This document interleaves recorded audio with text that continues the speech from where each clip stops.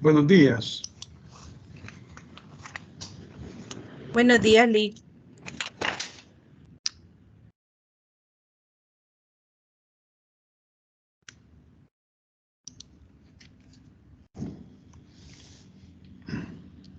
Vamos a reportar la clase primero antes de iniciar.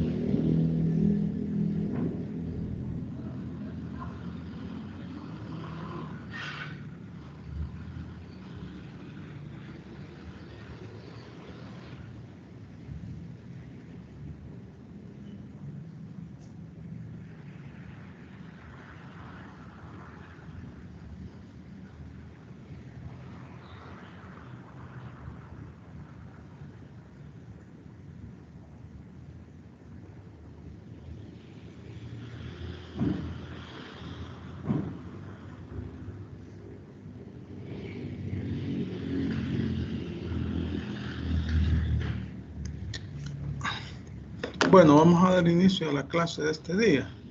No contestan ustedes los buenos días. Yo le dije buenos días, Lick. Usted no me escucha. Sí. Está bien.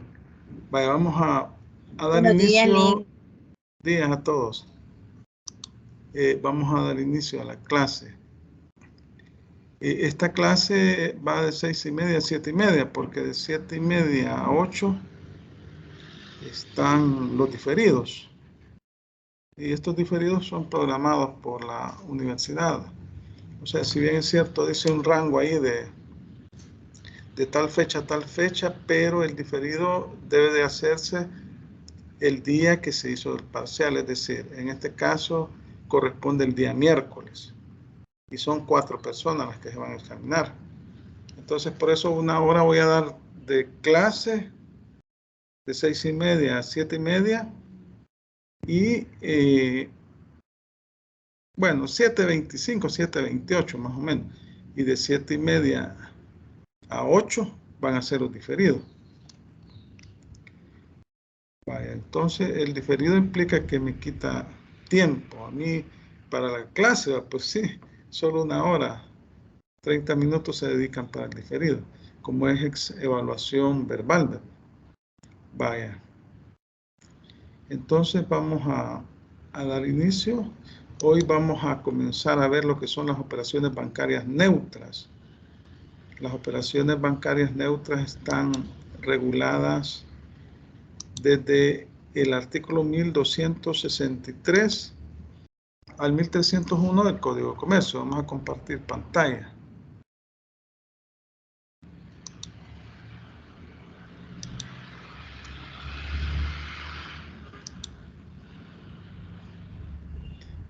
Vaya.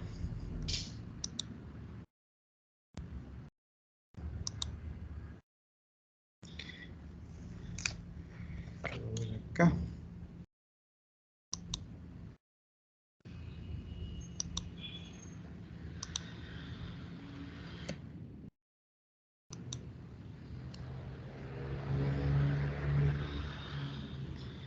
Bueno, como les decía, están regulados del artículo 1263 al 1301 del Código de Comercio. Y cuando hablamos de operaciones bancarias neutras, vaya, habíamos hablado en clases anteriores de las operaciones bancarias activas, de las operaciones bancarias pasivas y de las operaciones neutras. Las operaciones bancarias activas son aquellas por medio del cual el banco presta servicios a sus usuarios, hace préstamos con el dinero que capta con las operaciones pasivas. O sea, las operaciones pasivas son aquellas en las cuales el banco capta recursos del público y los pone a trabajar por medio de las operaciones activas, haciendo una una serie de prestación de servicio con sus clientes o usuarios. Entonces, en el caso de las operaciones neutras, no se ubican ni dentro de las operaciones pasivas, o sea, porque no se captan recursos del pool, ni de las operaciones activas, porque no hace préstamos el banco con el dinero que ha captado del público. Estos son una serie de servicios que los bancos prestan a sus clientes. Y aquí podemos ver una serie de operaciones: pagos y cobros, servicio de custodia, cajas de seguridad, cambio de dinero, servicio de transporte de especies monetarias y valores, fideicomiso, entre otras operaciones. Entonces, acá pues el banco tiene una gama de servicios que le presta al público que no consisten en captar dinero, ni consisten también en préstamo bancario. Por ejemplo, pueden administrar administración de créditos, pueden efectuar cobros por cuenta de algún cliente, pueden efectuar pagos por cuenta de sus clientes, etcétera. Entonces hay una serie de servicios que la banca realiza y que está autorizada por la ley de bancos, la ley de bancos y el Código de Comercio. Entonces esas son operaciones bancarias neutras, que no se ubican ni como operaciones bancarias pasivas ni como operaciones bancarias activas.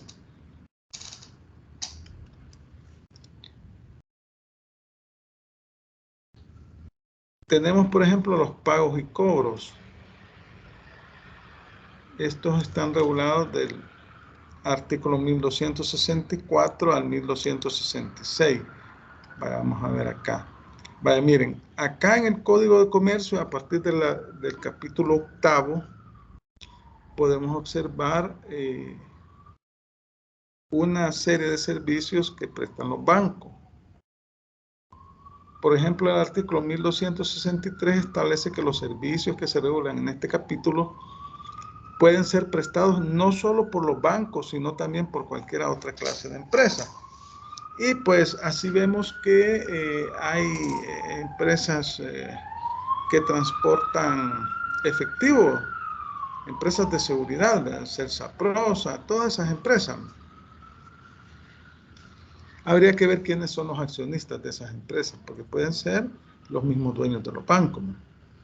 Entonces, en la sección B, tenemos del artículo 1264 al artículo 1266, solo son 3 artículos los que regulan los pagos y cobros. Los pagos y cobros. Entonces, en estos casos, el banco le presta el servicio a su cliente de pagar servicios, pagar deudas del cliente o efectuar cobros en nombre del cliente. Y aquí necesariamente el banco actúa como un apoderado. O sea, el banco hace un contrato con el cliente y entonces el cliente lo autoriza para que en su nombre pueda efectuar cobros o pueda efectuar pagos. Entonces, obviamente que el banco, para prestar este tipo de servicios, el banco cobra comisión, ¿no? Porque el negocio de la banca precisamente no solo se reduce a las operaciones pasivas y activas, sino que también encontramos este tipo de operaciones que no son ni activas ni pasivas. Pero el banco es una empresa mercantil y entonces, para prestar este tipo de servicios, necesariamente tiene que cobrar una comisión y hace un contrato con su cliente.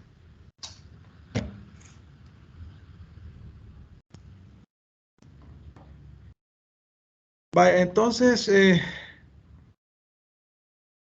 volviendo a las disposiciones, ¿verdad? 1264, ahí se autoriza a los bancos para que en nombre de un cliente pueda efectuar pagos.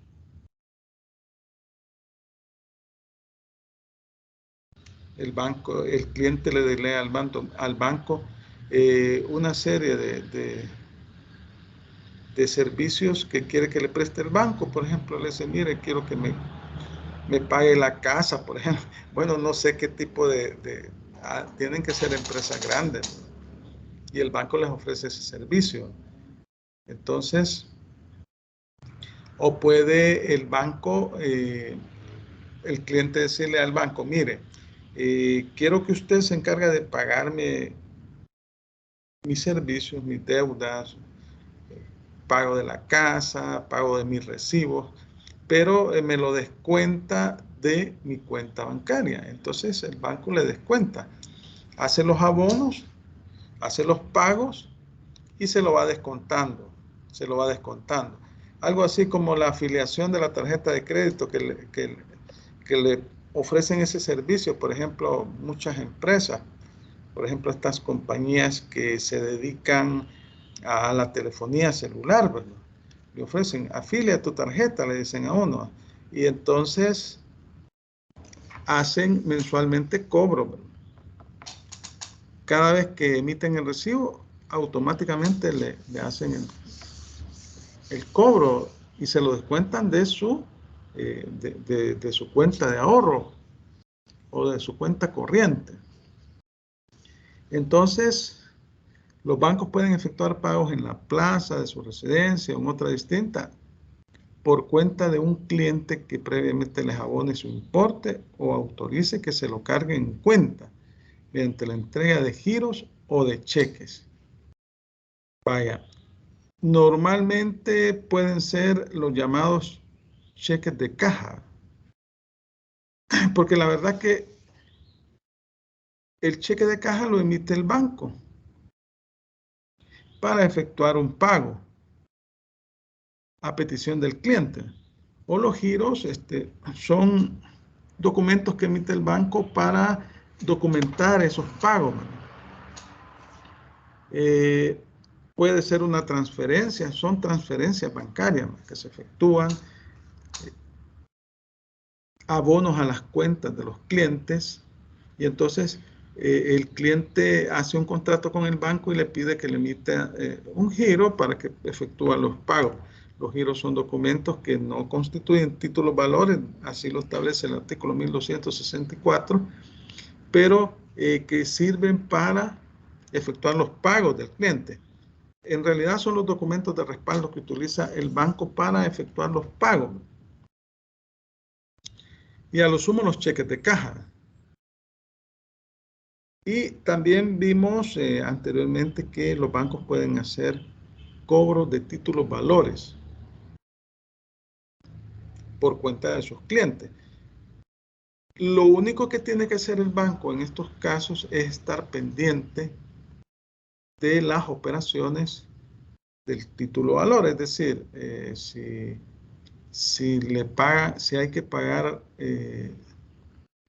digamos, si son acciones de sociedad y hay que exhibir el título y hay que pagar el remanente que resta después de haber efectuado el pago mínimo, entonces el cliente lo único que tiene que hacer es abonarle al banco.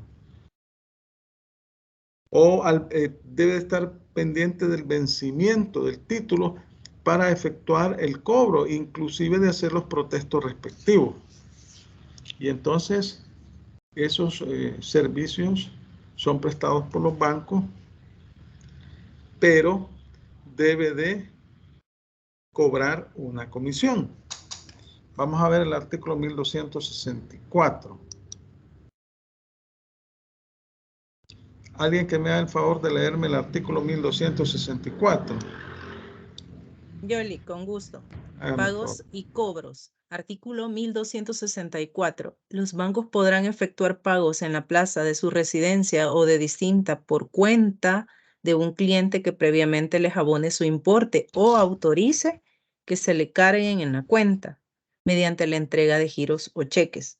Los giros que se expidan con motivo serán nominativos o negociables y no tendrán la consideración de títulos valores. Vaya, entonces, por medio de estos documentos, los giros bancarios, que pueden ser, como les decía, cheques de caja, o son documentos de respaldo de la operación que ha realizado el banco de cargo de abono por el servicio que le está prestando, al cliente.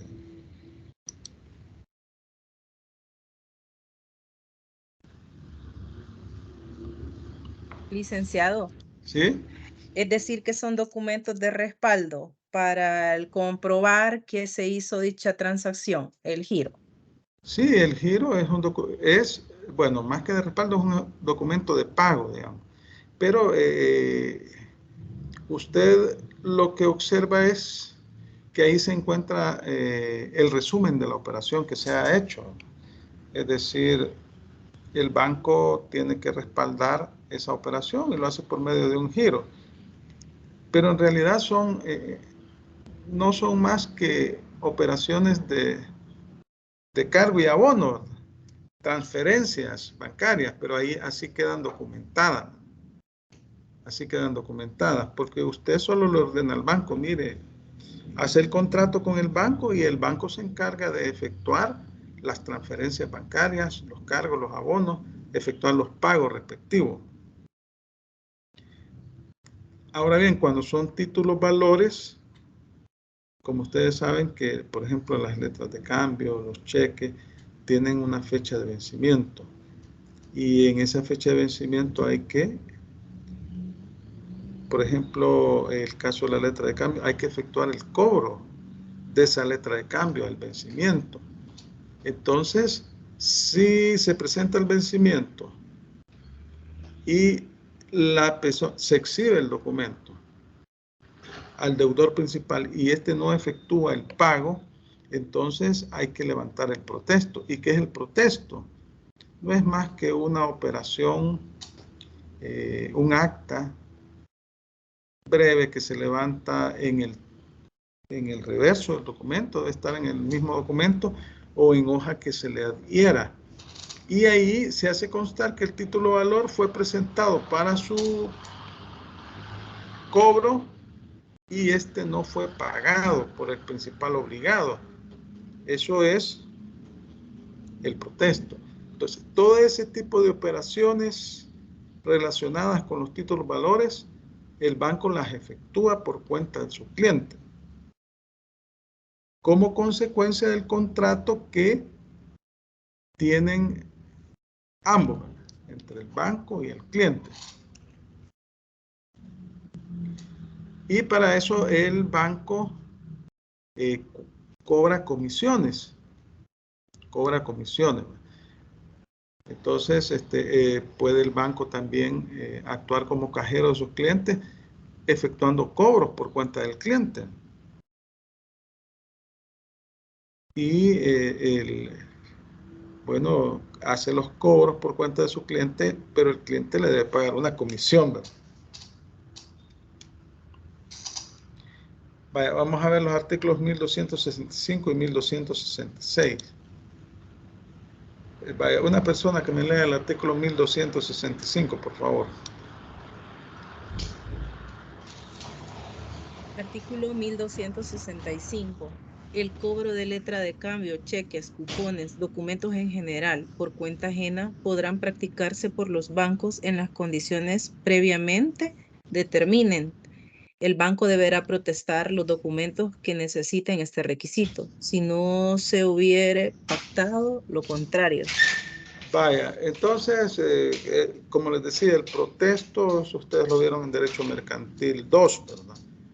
El protesto no es más que un acta que se levanta, que va adherida al título, o consta en el mismo título o adherida a él, en el cual se hace constar que se presentó el documento para su cobro y no fue pagado. Eso me sirve para iniciar la acción cambiaria, o sea, el juicio ejecutivo. porque se trata de un título valor. También cuando son acciones de sociedades, por ejemplo, que se van a pagar los dividendos, el banco debe estar pendiente de cobrar esos dividendos a favor de su cliente. O cuando hay que efectuar el pago restante de esa acción, porque cuando usted suscribe acciones en una sociedad, la ley exige que al menos el pago mínimo debe ser el 5%. El restante, el 95%, usted lo puede hacer en el transcurso de un año. Entonces puede suceder que usted ha pagado el capital mínimo de esas acciones, pero le falta abonar el restante, entonces se lo cobran. Se lo cobra a la sociedad y el banco va a pagar. Pero ese pago que va a hacer el banco será de la cuenta de su cliente. Obviamente que por ese servicio le va a cobrar el banco una comisión. Luego el artículo 1266 establece: el banco puede actuar como cajero de sus clientes y tendrá los derechos y obligaciones de un comisionista. Si se hubiera convenido, el banco pagador deberá comprobar que los pagos hechos están de acuerdo con presupuestos de gastos que previamente le haya remitido el cliente. Bueno, como les digo, aquí habría que ver qué tipo de clientes quieren que le efectúen este tipo de servicios, ¿verdad? Tal vez sociedades, quizás, ¿verdad? O empresas que su parte administrativa prefieren no contratar personal y le otorgan al banco, hacen contratos con el banco para que el banco efectúe pagos de planillas, por ejemplo, pagos de recibos, el pago del local, etc.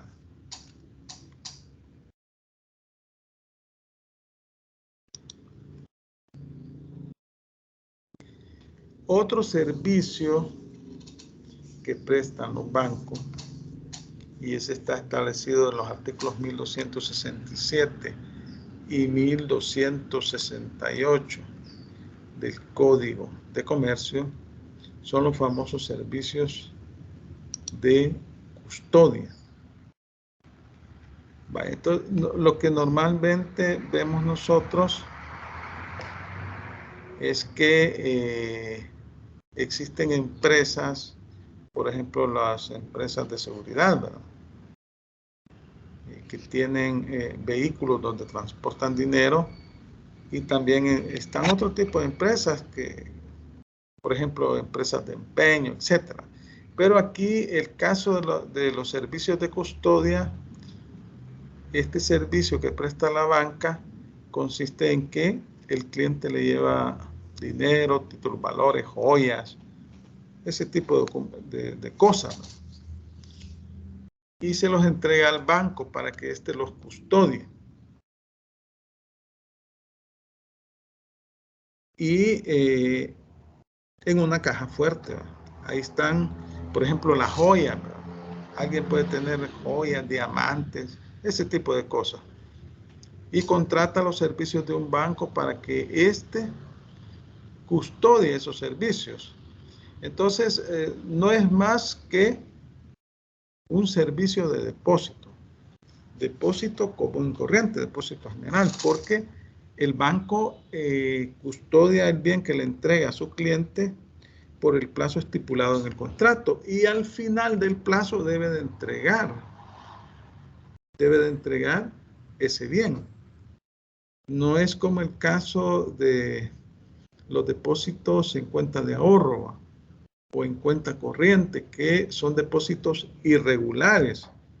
¿Por qué son depósitos irregulares? Porque el banco utiliza ese dinero, lo pone a trabajar, y al final lo que sucede es que el banco le devuelve una cosa de la misma naturaleza y valor, el dinero equivalente. Pero acá no toca las joyas, los diamantes, lo que sea, los mantiene en custodia por un tiempo determinado, y ahí estamos hablando de un depósito regular. Ahora también tienen esto del servicio de, ¿cómo es que le llaman? Cuando cambian dinero. Los bancos compran y venden moneda extranjera. Antes habían una serie de casas de cambio, les llamaban, ¿verdad? Se recuerdan que cuando teníamos el colón como moneda, y ahí hacían transacciones, vendían colones, compraban dólares.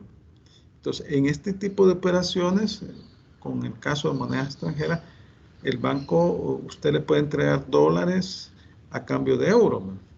El banco le va a cobrar una comisión siempre, de acuerdo al tipo de cambio que exista en ese momento, los yenes, los euros, moneda extranjera. Entonces, o puede suceder que usted necesite comprar, adquirir euros.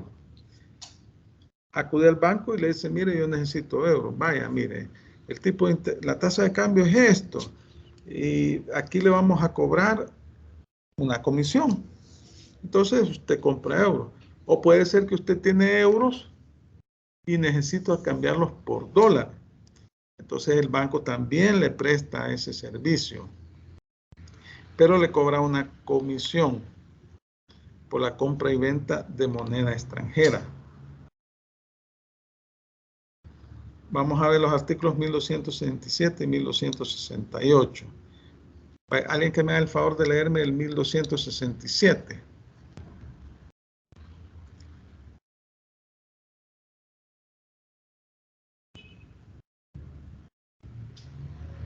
Yo le ayudo. Hágame el favor. Artículo 1267.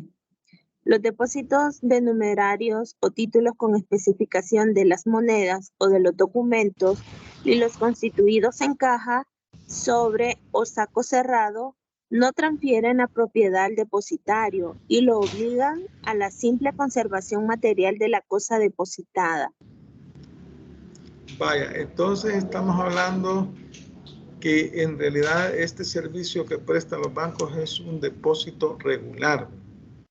Usted entrega el bien al banco, el banco lo custodia por el plazo determinado del contrato y al final, al vencimiento del plazo, usted va a recoger su bien y el banco está en la obligación de entregárselo.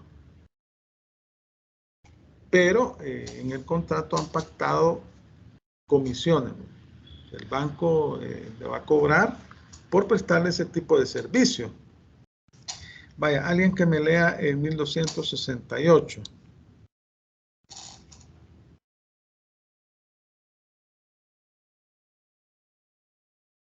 Artículo 1268. El depósito bancario de títulos en administración requiere pacto expreso y obliga al depositario a efectuar el cobro de los títulos y a practicar todos los actos necesarios para la conservación de los derechos que confiere al depositante. Cuando haya que ejercer derechos accesorios u opcionales o efectuar exhibiciones o pagos de cualquier clase, en relación de los títulos depositados, se aplicará lo dispuesto en los artículos sobre compra a plazo de títulos valores y sobre reporto.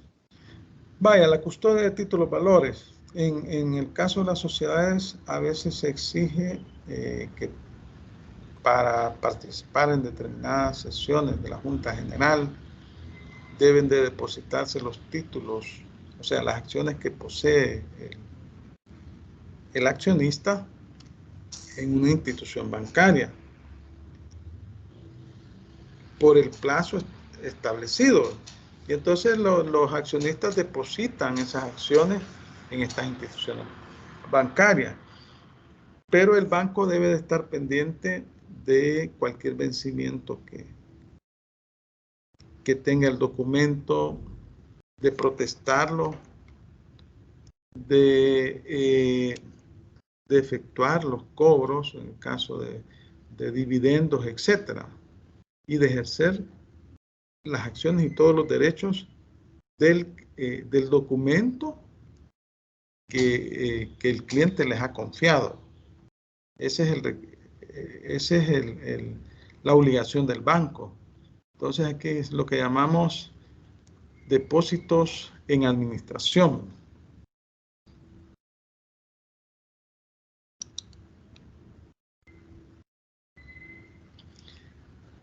Otro servicio que prestan los bancos es el servicio de cajas de seguridad.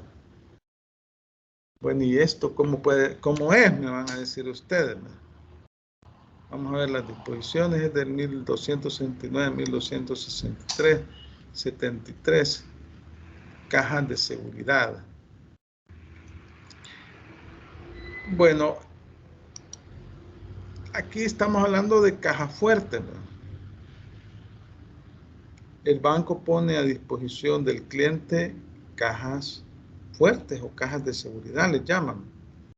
Y en realidad lo que sucede acá es que el banco le alquila ese bien al cliente por el tiempo que ha estipulado en el contrato. Y bueno, esta persona, el cliente,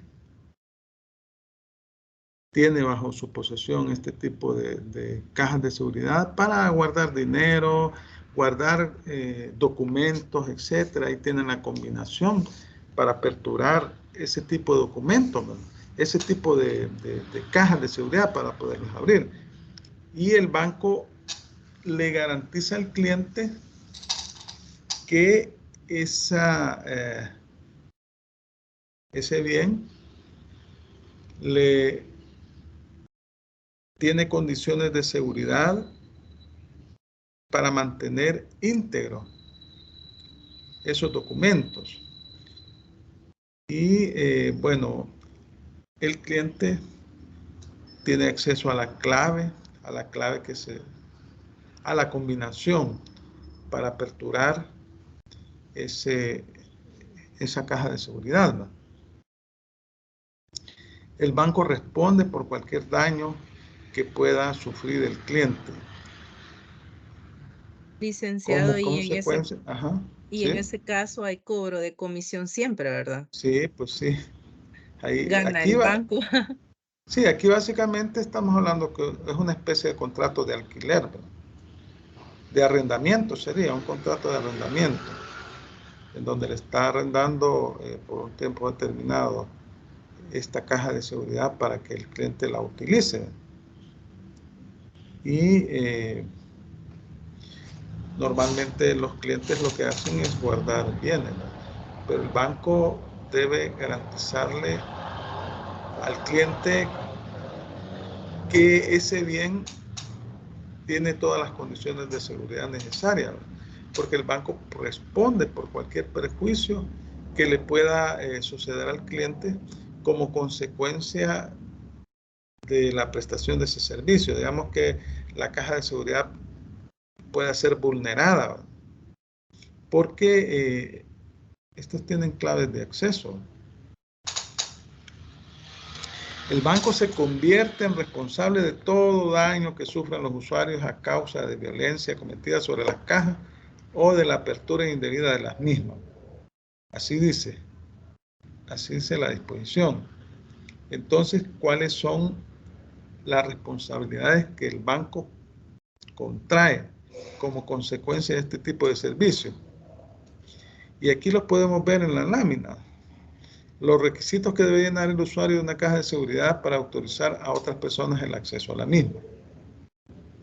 Dice, debido a la responsabilidad que contrae el banco, corresponde al banco indicar al usuario cuáles son los requisitos que debe llenar el usuario de una caja de seguridad para autorizar a otras personas el acceso a la misma. ¿Qué personas y en qué condiciones podrán abrir la caja de seguridad? En caso de incapacidad superviniente, quiebra, suspensión de pago, concurso o muerte del usuario. El sistema de identificación de las personas que tengan acceso a la caja de seguridad, así como el registro de ingreso de las mismas personas al departamento respectivo. todas estas circunstancias se harán constar en el contrato. Aquí se firma un contrato con el banco. Básicamente es un contrato de arrendamiento.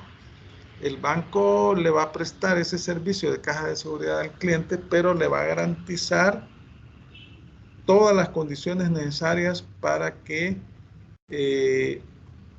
no se vaya a vulnerar la seguridad de esas cajas, y que como consecuencia de la vulneración el cliente pueda tener graves perjuicios. Entonces, pero también el cliente se obliga a pagar una comisión mensual durante el plazo del contrato. Si el cliente no paga al banco esa comisión, entonces el banco puede clausurar el servicio. Le va a clausurar el servicio. Y bueno, en el código se establece que primero debe requerirle por escrito al usuario: mire, usted está atrasado en las cuotas o no me ha pagado la cuota, la comisión de los meses tales y tales. Primero le exige que le efectúe el pago.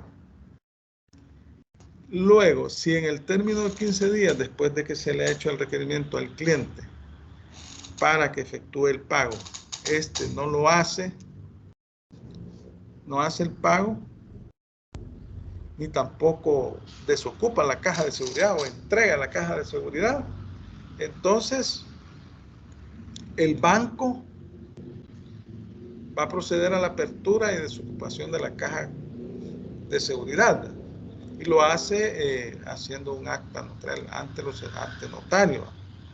Se levanta un inventario del contenido de lo que se encuentra en la caja de seguridad,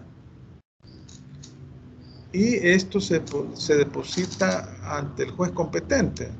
O sea que aquí estamos hablando de que debe existir autorización judicial para hacer este trámite, este procedimiento, pero el notario levanta un acta ahí, ¿verdad? El acta del procedimiento que se ejecutó para efectuar la apertura de la caja de seguridad, ¿verdad? Y detallar el contenido de los bienes o información que se encontraba en la misma.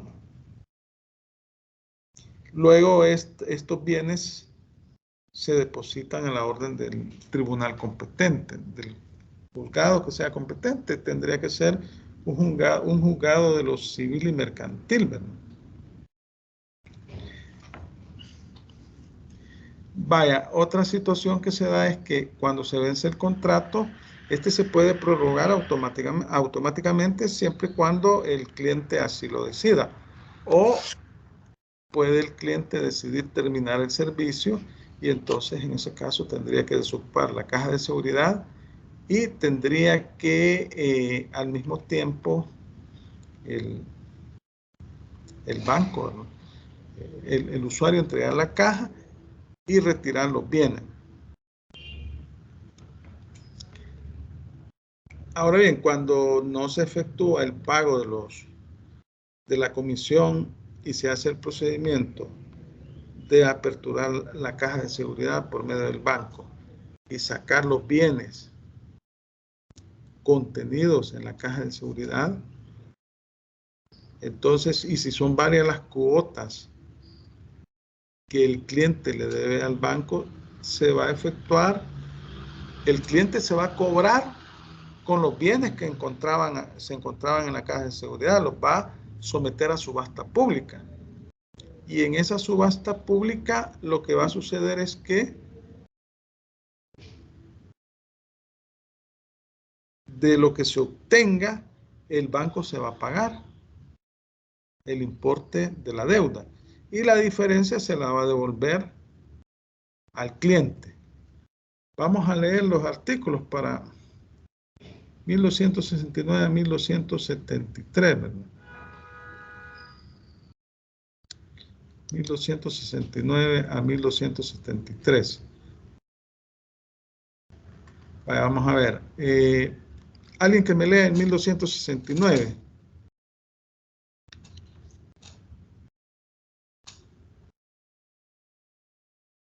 Artículo 1269. Ajá. Por el servicio de cajas de seguridad, el banco se obliga, contra el recibo de las pensiones o primas estipuladas, a responder de la integridad de las cajas y a mantener el libre acceso a ellas en los días y horas que se señalen en el contrato o que se expresen en las condiciones generales respectivas. Vaya, la otra señorita que no pudo leer, que me lee en 1270. Artículo 1270. El banco responderá de todo daño que sufran los usuarios a causa de violencia cometida sobre las cajas o de la apertura indebida de las mismas. Vaya, luego el 1271 ya lo habíamos explicado. Dice que debido a la responsabilidad que contrae, corresponde al banco indicar los requisitos que debe llenar el usuario de una caja de seguridad para autorizar a otras personas el acceso a la misma.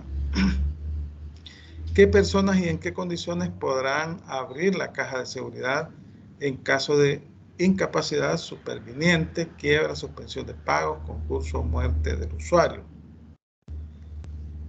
El sistema de identificación de las personas que tengan acceso a la caja de seguridad, así como el registro de ingreso de las mismas personas al departamento respectivo. Todas estas circunstancias serán constar en el contrato. Aquí estamos hablando de un sendo contrato, de esos contratos que firmamos con los bancos y que traen letra bien pequeña. Luego vamos a ver, el 1272 establece el procedimiento que habíamos platicado. En caso de falta de pago de la pensión estipulada, la pensión estipulada en realidad es el servicio que cobra el banco. El banco debe emitirle una factura o un comprobante de crédito fiscal. La factura si es consumidor final, el comprobante de crédito fiscal si es contribuyente del impuesto IVA a su cliente, donde le detalla ahí el servicio que le está cobrando mensual. Entonces, pero si el cliente no efectúa el pago, la institución requerirá por escrito el pago al usuario de la caja, rigiendo su comunicación en pliego certificado al domicilio señalado en el contrato. En realidad es un requerimiento de cobro, en donde el banco le está informando al cliente, mire señor, usted se me ha atrasado en el pago del servicio. Le insta a que pague, y si no lo hace en el plazo de 15 días, va a tomar posesión de la caja, la va a desocupar y va a levantar un acta notarial, ¿verdad? Si en el término de 15 días después de hecho el requerimiento, el usuario no hace el pago ni desocupa la caja, la institución podrá proceder ante notario a la apertura y desocupación de la caja correspondiente, levantando inventario de su contenido, el cual será depositado en el juzgado competente a la orden del usuario, salvo lo dispuesto en el último inciso. Vaya, entonces, lo que hace el notario en realidad es levantar un acta notarial sobre el inventario, sobre los bienes que se encuentran en esa caja de seguridad. Al vencer el término establecido en el contrato, el banco requerirá al usuario para que diga si lo prorroga o lo da por terminado el contrato. Si no lo prorroga ni desocupa la caja, procederá de conformidad con el inciso anterior. Vaya, entonces, al final del contrato, el banco le requiere al usuario, mire, ¿va a continuar con el servicio o no? Si continúa con el servicio, pues deberá seguir pagando la prestación mensual que han pactado. Si no, debe de desocupar la caja y entregársela al banco. Para cubrirse de cualesquiera responsabilidades del usuario, el banco procederá a vender en pública subasta con intervención judicial los bienes que se extraigan de la caja en cuanto basten a cubrir el importe de lo adeudado. Aquí estamos en el caso de que el banco bueno, primero, el cliente está atrasado en el pago de las comisiones. Luego el banco le hace el requerimiento para que le efectúe el pago a la brevedad. Si en el plazo de 15 días no efectúa el pago o no llegan a un arreglo con el banco va a proceder a tomar posesión de la caja de seguridad y va a levantar un inventario de los bienes que se encuentran en la misma mediante acta notarial. Y va a poner a disposición del juez competente ese inventario y el contenido de la caja. Luego, si el cliente es de aquellos clientes duros que no pagan, va a someter a subasta esos bienes. O sea, los bienes van a ser subastados. Y con el producto de la subasta, el banco se va a efectuar el pago adeudado.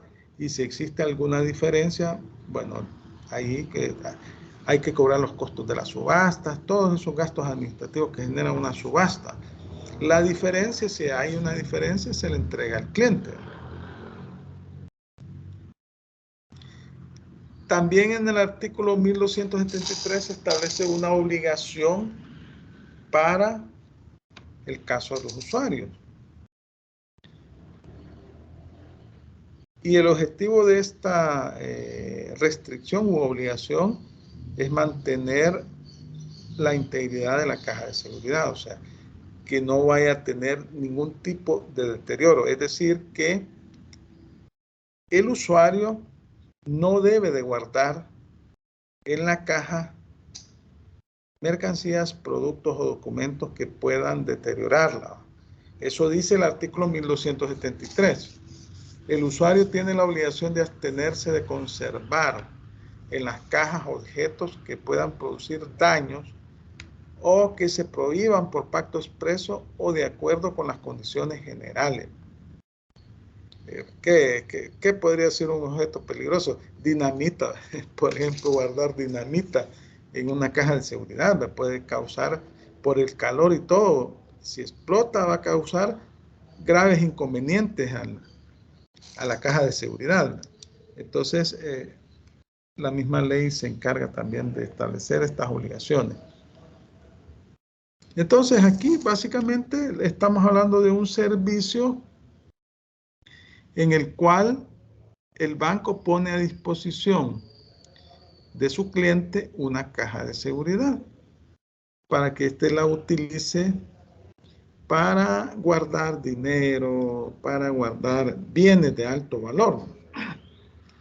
Y le entrega la clave, la combinación que le va a permitir tener acceso a ese bien y que lo pueda utilizar, comprometiéndose el cliente a pagar una comisión mensual al banco por ese servicio.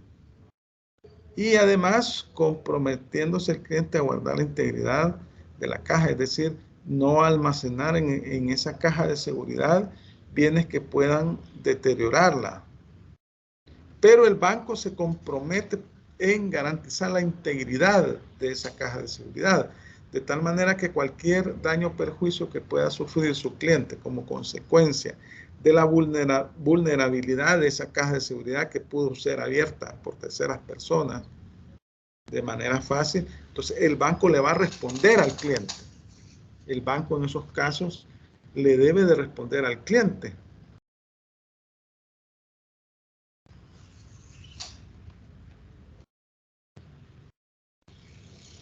Vaya, también tenemos otro servicio que prestan los bancos, el servicio de transporte de especies monetarias y valores. Aquí, en realidad, este servicio en la actualidad, ustedes ven que es prestado por empresas de seguridad. Tenemos Serproce, Valores, bueno, hay una serie de empresas de seguridad que prestan este tipo de servicios que van a las empresas en carros blindados, ¿verdad? Ustedes ven carros blindados, ¿verdad? Y recogen el dinero del día, y lo van a, lo ingresan al carro blindado y lo van a entregar a la institución bancaria respectiva.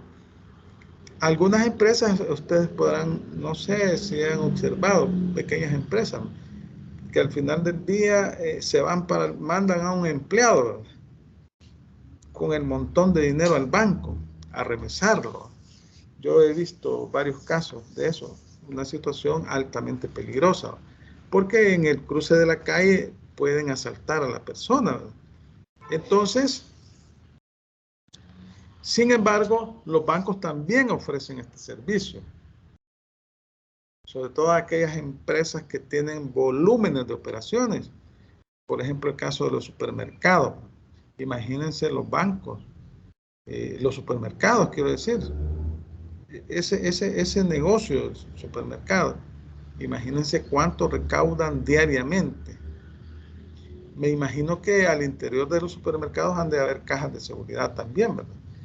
Y la empresa de transporte de especies monetarias y valores llega a las instituciones y recauda. Le entregan el dinero que de la semana o el recogido diariamente, y luego le ingresan a este camión blindado. También el caso de los cajeros automáticos. A veces uno observa que el cajero se quedó sin dinero.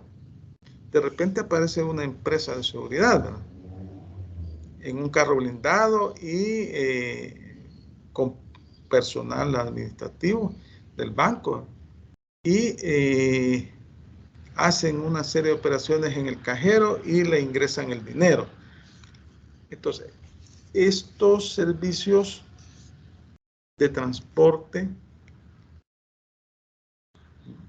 de dinero, de títulos, valores, etcétera, también son ofrecidos por los bancos a sus clientes.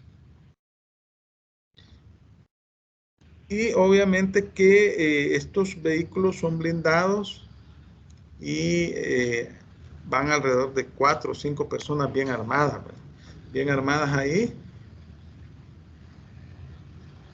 Se colocan en diferentes partes, ¿verdad?, y luego se ingresa el dinero al vehículo, y este vehículo, su lugar de destino es una institución bancaria, ¿sí? Licenciado, una pregunta. Siempre he tenido Ajá. esa duda. Estas empresas que prestan este servicio que usted menciona de llevar y traer dinero, como Sersaprosa, ¿son instituciones que están reguladas por quién? Pues Sí, no es algo así como que yo me invento una empresa de seguridad. no. Estas empresas, mire, hay una ley que rige las empresas de seguridad. Hay una ley especial, que por cierto le querían hacer una serie de reformas, ¿no?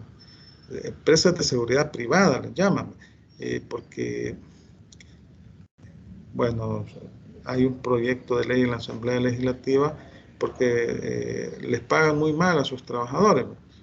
Se rigen por esa ley. Y además, cuando son transporte de dinero, títulos, valores, también tiene la superintendencia del sistema financiero, también regula ese tipo de actividades, porque son actividades financieras. Si no, esas empresas están muy reguladas, ya sea por la legislación aplicable a los bancos, por el transporte de bienes, de dinero, de especies monetarias, títulos, valores, como por el tipo de servicio que prestan. Y como les digo, ahí ha generado un poco de polémica esa ley, porque quieren, bueno, que les paguen mejor a los vigilantes que andan.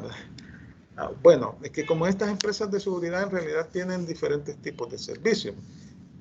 el transporte de especies monetarias y valores es un servicio que prestan. Y también el servicio de seguridad que prestan a las empresas, ¿verdad? O que prestan a colonias. Entonces, todas esas actividades están reguladas. Pero el banco puede prestar esos servicios. Pues es que lo que pasa es que en la actualidad como que han diversificado una serie de servicios. Han hecho sociedades que se dedican de forma particularizada a la prestación de determinados servicios. Y a veces los accionistas son los mismos bancos. Vaya. Por eso casi no se ven, ¿verdad? Bueno, al menos yo he visto solo Sersaprosa, no Hay sé varias empresas, hay varias. Pero muchas, cuando son que se dedican a este servicio del transportar dinero, bueno, son los accionistas principales, son la misma banca, o es la misma banca que presta el servicio. Cuando usted, una empresa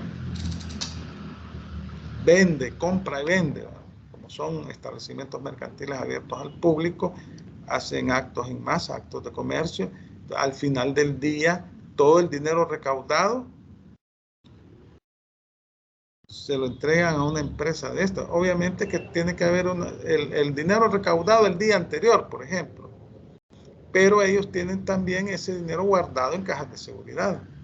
Y entonces llegan estas empresas cada cierto tiempo a recoger ese dinero y el destino de esos carros blindados es una institución bancaria.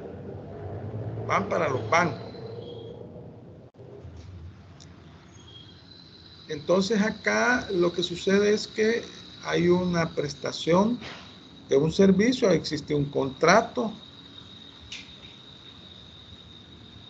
en el cual las partes se obligan. Y la institución bancaria va a recoger el dinero que ha recaudado el contribuyente, el empresario, como producto de sus actividades mercantiles, y se los entrega a estas empresas. Ustedes ven que son blindados esos vehículos. Y ahí llevan bienes, dinero, especies monetarias de diferentes clientes. Entonces ellos hacen la ruta. Y no es todos los días que llegan. Las empresas programan ese tipo de actividad, ¿verdad? Puede ser 2 veces a la semana, 1 vez a la semana. Ahí va a depender del cliente. Vaya, no sé si tienen comentarios adicionales, porque si no vamos a pasar al examen diferido. Son 4 personas las que están autorizadas para hacer el examen diferido. Entonces lo que voy a hacer es terminar la clase, voy a cerrar la clase y voy a abrir otra sesión que va a ser exclusiva para las personas que van a hacer el examen diferido, que va a ser verbal. Así que si no tienen comentarios, preguntas, vamos a proceder a cerrar la clase. Terminamos la clase en este momento y yo voy a abrir otra sesión para los diferidos. Bueno, entonces nos quedamos hasta acá. Vamos a iniciar el examen diferido. Vamos a cerrar. Gracias, Lee. Bueno, Gracias, buen día, licenciado. Buen día, Lee. gracias igual a todos. Bendiciones.